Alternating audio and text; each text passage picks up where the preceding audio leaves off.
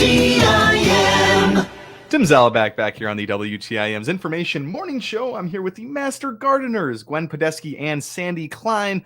Once again with the Master Gardeners. Been a super great show so far. Our live stream is brought to you by People's Bank and Trust.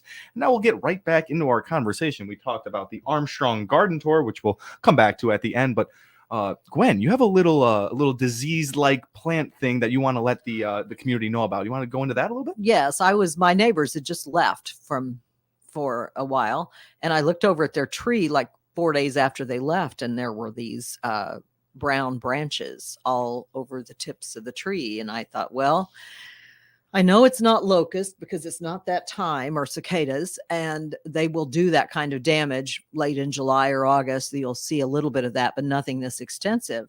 And it's fire blight. When I went over and then I sent the photos that I took of the tree to Gary, to Andrew, I realized he confirmed that it was probably fire blight. Now the tree, most of the time when we talk about fire blight, it's what it is the branch looks just exactly like somebody's taken a torch to it, and it'll be on the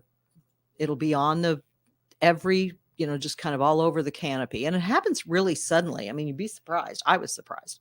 And I don't think the dry weather has helped. But this was a crab apple. Most of the time you see these on pears. The infamous calorie pears or Bradford pears are real bad, and apples and cherry trees. But this was a flowering crab, which don't think I'd ever seen it, at least not this extensively. And so then I started to think, okay, I'm going to do a little drive around the neighborhood. And I'm going to see, because people have got usually Bradford pears. We wish they didn't. We wish they'd take them out because they're invasive and they help spread this stuff. But certainly enough, without driving 2 blocks from my house, I found 2 more trees at least that have got the same symptoms. So is it kind of one of those things where if you find one, there will be many? Probably, because it's either airborne or it's borne by bad pruning practices. And that's the thing, is sometimes you can try to cut it out. I had a regular pear tree, that this happened like 2 weeks before my son's high school graduation, when I was supposed to be having a party in the backyard. And we went out, and I took rubbing alcohol will do it, but every cut you make on a tree that has this, to take it off, you find the place on the branch where there's no longer blackened wood and cut behind it, and then take your pruners and disinfect them with either bleach solution or rubbing alcohol, which will work, and then go to the next tree. But go to the next branch, but you literally have to do that every time you cut the tree. So it's pretty daunting. I mean, it really is a pretty daunting. You got to stay vigilant. And I think it's gotten worse. I think that with whatever has been going on with our climate, I think I see it much more.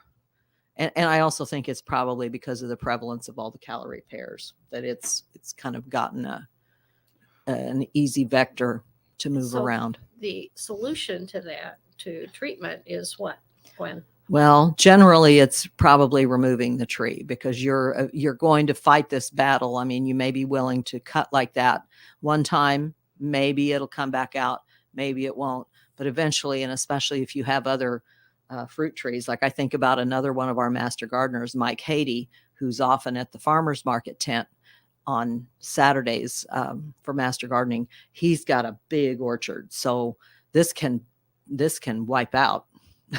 This can wipe out a fruit orchard. Yeah. So I would say, the best probably long-term solution, or what you're finally going to come down to, is removing the tree.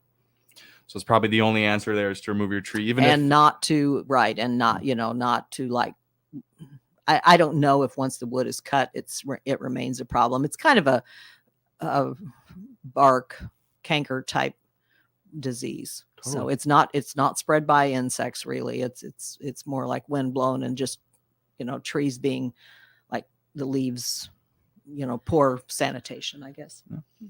Well, now that we know that could really affect the farmers market and the production of food around here.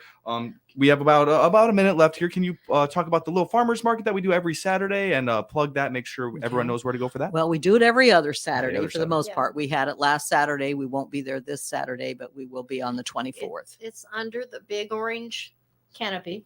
It says Illinois Extension or Yeah. something like that on it. So yes, we're when our tent is up there, that's where we are, and we're just there to promote the program and to answer questions. We had a gentleman we talked to pretty extensively about composting this last week, so that was kind of fun. Perfect. And we also have the help desk that's currently Thursdays from 9 to 11, and that is every Thursday.